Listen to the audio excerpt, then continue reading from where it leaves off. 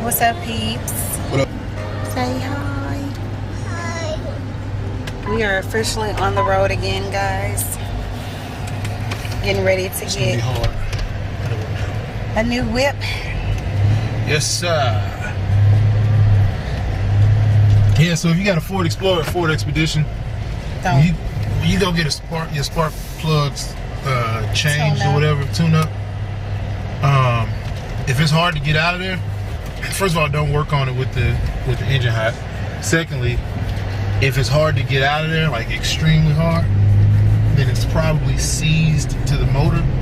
Apparently that's common for Ford Explorers and Ford Expeditions and just Ford truck motors in general, F-150s. So what you want to do is Ford actually made two things. They made a spark plug non-seize spray. That eats up all the carbon around the spark plug, which loosens it up.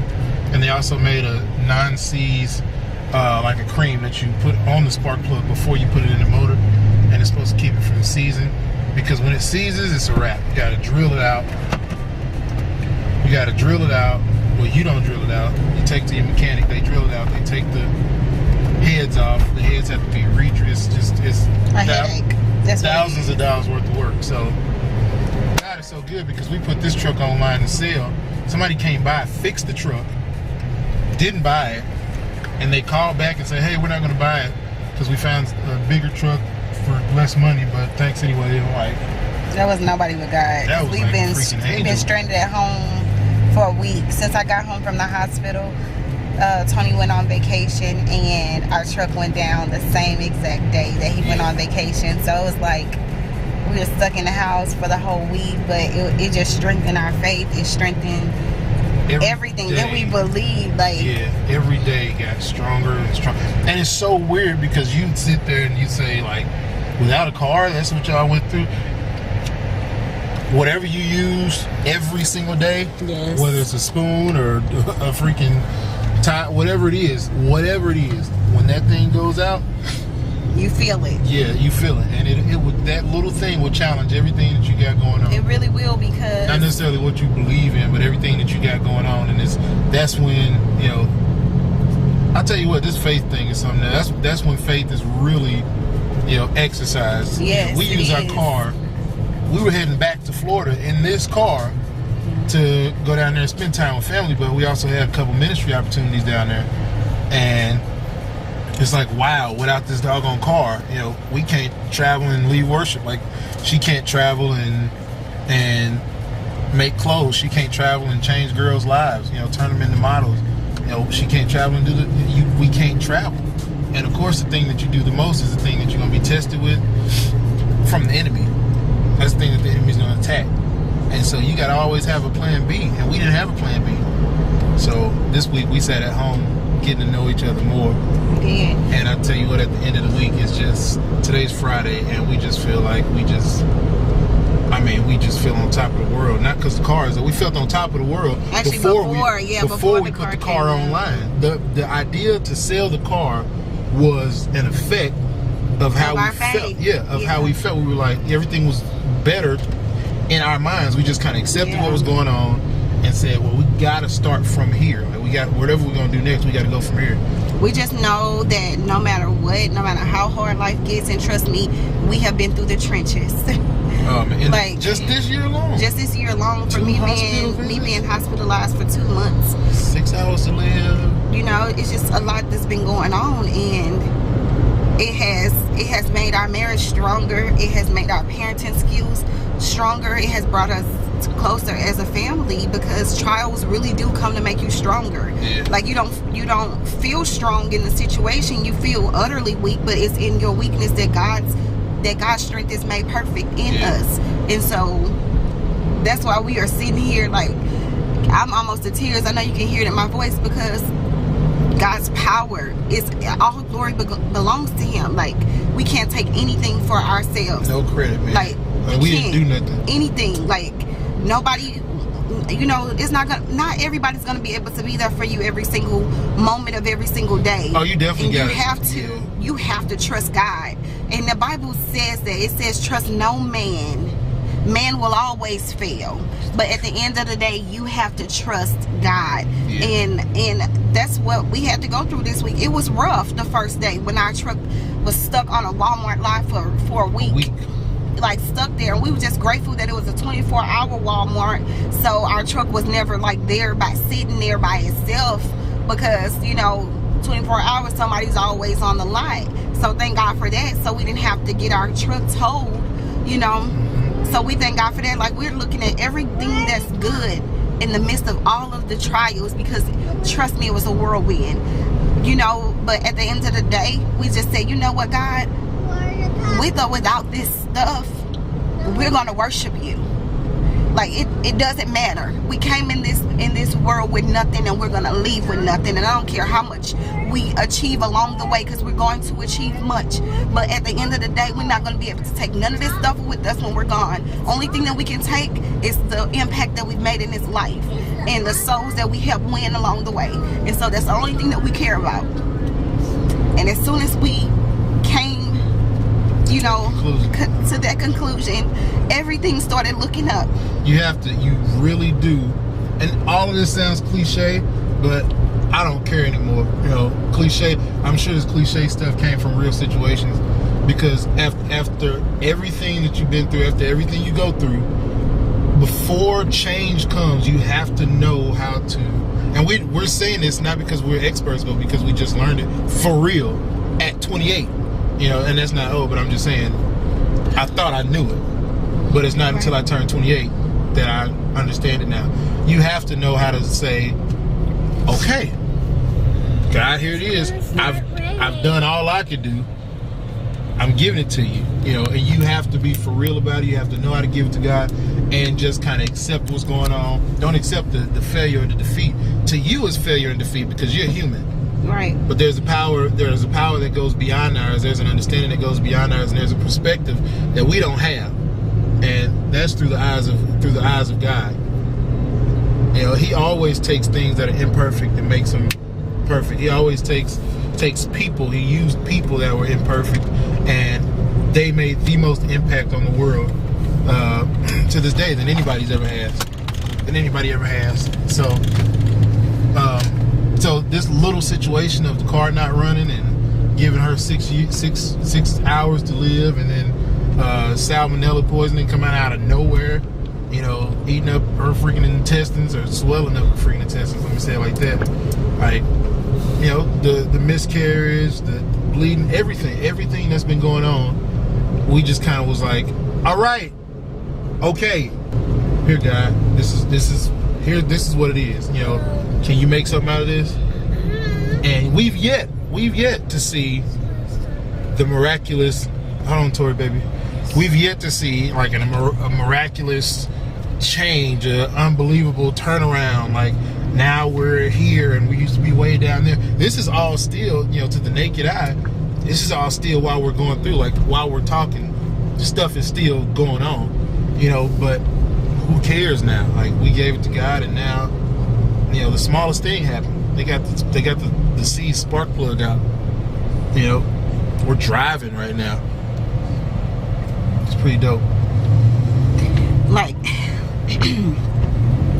just trying to look for the good in every situation is the best way you can live, because you can always find 1 million things to complain about and to be ungrateful for and to be bitter about. But when you can push through those storms and find one thing to say thank you, Jesus, about, you will always live in victory. You will always, I am willing to put my life on it. Like, you will always live in victory. Like, you will. Like, we don't have, we don't have government assistance anymore. We used to. We don't have that anymore. And we don't, Tony's on vacation, so, he's not getting paid, and we got rent, and we got all this stuff that's due. But do you know what? Like, we didn't have to, we didn't want for anything during this entire week that our truck's been down. We've had people bring food to the house. We've had someone actually just go, check this out. We owe on rent, and our landlord decided that they wanted to go buy us groceries instead of us pay them rent. come on, you can't tell me the favor of God is not real. Offered us her car. Told us, you know, hey, I know that you guys' car is down right now. You can keep mine until Monday. Like, what? Where they do that at? We didn't take it, but just the fact that she offered it. I'm like, wait a minute, we didn't pay you for May yet. Like, wait, we owe you about $600-700 right now. So just hold on, you know, we'll pay it. She's like, no. Do y'all have food? Are y'all cool? Victoria, I found you a new doctor. It's like, what? She called us because when Vic got back out the hospital the second time, she called us. We didn't know her husband died in that hospital that Victoria was in. And so the last thing her and I left off on was Victoria's at, you know, Mobap, and Mobap is the name of the hospital. Victoria's at Mobap, and you know she's gonna be there for another week. Doctor says it's a pretty severe case of something. That's the last thing her and I left off on. So Victoria called her the other day. No, she called me. She called me like 2 days ago. And she was bawling, y'all. She was crying her eyes out, and I was just Victoria picked up the phone, and she just went crazy. I thought you were dead. I thought you were. She thought I was dead, and you know, I mean, this is a 90-year-old woman, you know, and don't be fooled. She's still driving herself. She lived by herself. She got a house, own property, has several houses. But the thing is, like, it's awesome to feel that sort of relationship and support with people that, you know, that are in authority in any kind of way. You know what I'm saying? To know that people genuinely love you, people genuinely care. Just to have this woman who we've been renting from her for like the past 3 years, but to feel that sense of community is amazing. Like, she was bawling. She was like, I thought you were dead, and never leave me, and never leave your husband and those girls. And I was crying at the end of that conversation. I was like, ooh, honey, thank God I'm alive, you know. But yeah, so anyway, I think we have used up enough battery on today. We'll be back. Shadow you and just let me trace your lines. Matter of fact, just take my pen. Yeah, you create my rhymes. Cause if I do this by myself, I'm scared that I'll succeed. And no longer trust in you, cause I only trust in me.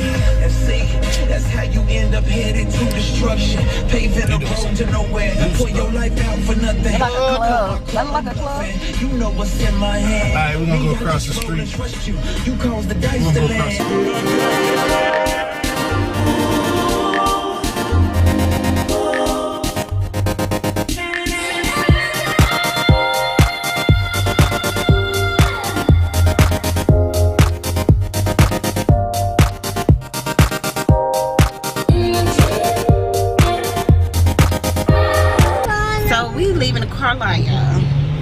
And everything is overpriced, first of all. Crazy overpriced. Everything is overpriced.